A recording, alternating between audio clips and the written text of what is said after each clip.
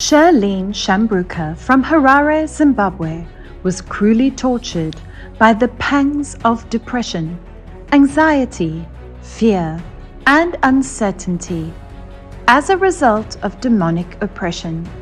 Her despairing condition began in 2016 when she resumed at a new school. Within a few weeks of her stay, she started experiencing unprovoked heart palpitations and one day suddenly collapsed and slipped into unconsciousness for about 5 hours. Several attempts to resuscitate her proved abortive, and she was promptly rushed to the hospital for medical attention, where several tests and scans failed to ascertain the cause of her unexpected predicament.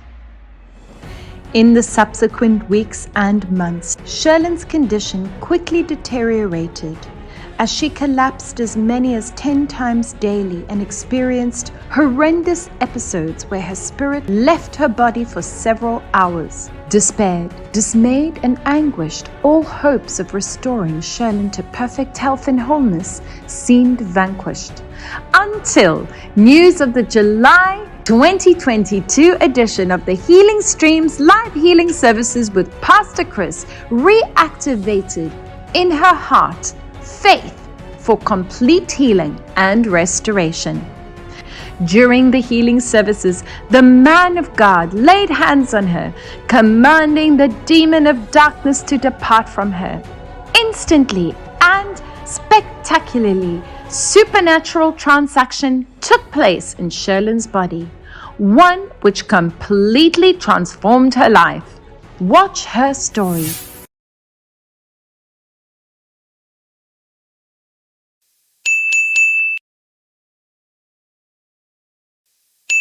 My name is Shirlene Charumbuka. I'm from Zimbabwe and I stay in Harare.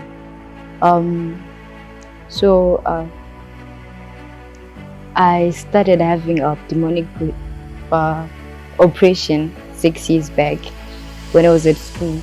Before it started, I had started feeling palpitations, right?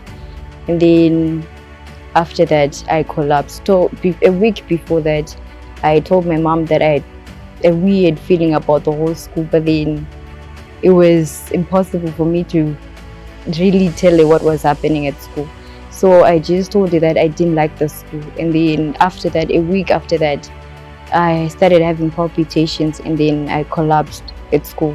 I think I went on for about 5 hours and I wasn't responding to whatever they tried doing to me. After that, my parents were called. The first thing that they did was to rush me to the hospital. They rushed me to the hospital and the doctor did some tests, but it didn't see anything. So it was like, we need to go for further tests just to make sure that you're okay. So after going right, we went to like the best specialist here in Zimbabwe. At first they were like, she had palpitations, but after further tests they were like, we can't see anything medically wrong with her.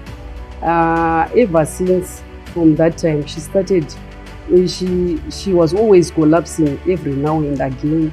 At times after 2 days, or the same time after 3 minutes, 5 minutes or 10 minutes. There was no exact time. It was something which was disturbing the whole family.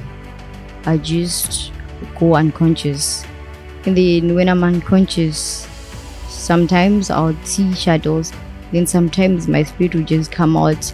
I'll be seeing my body lying on the floor, but I can't do anything because I can't communicate with other people until my spirit goes back to my body. I tried taking my life 3 times. The first time, I was conscious of what I was doing, but the other 2 times, I wasn't myself. I didn't know what exactly had happened. The condition got worse. It was worse every day. Every day it was getting worse every day until we heard of the healing school. Oh my God, the day Pastor ministered to me came, I collapsed before I could do anything. After collapsing, right, my spirit went out of my body. I was just wandering in the auditorium. So like that time when I was unconscious, right, my spirit would just wonder about when I was about to like go to the next I don't know how to put it, but like when I was about to leave Earth, pastor would sing a particular song and then would just be calling me and smiling, and then I would come back into the auditorium and then I would start roaming. The moment that he touched me, the demon tried fighting back.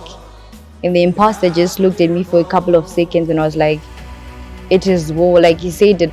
And then ever since then, I feel light, I've got this inner joy, I'm not always moody.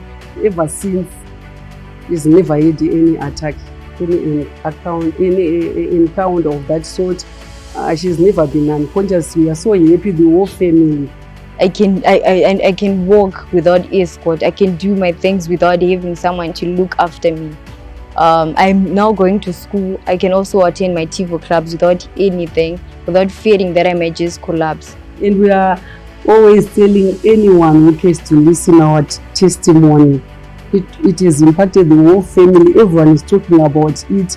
Even a daddy, he had not given his life to Christ, but because of this condition, he gave his life to Christ. He's so happy. He's posting everywhere, telling people what God has done in our lives.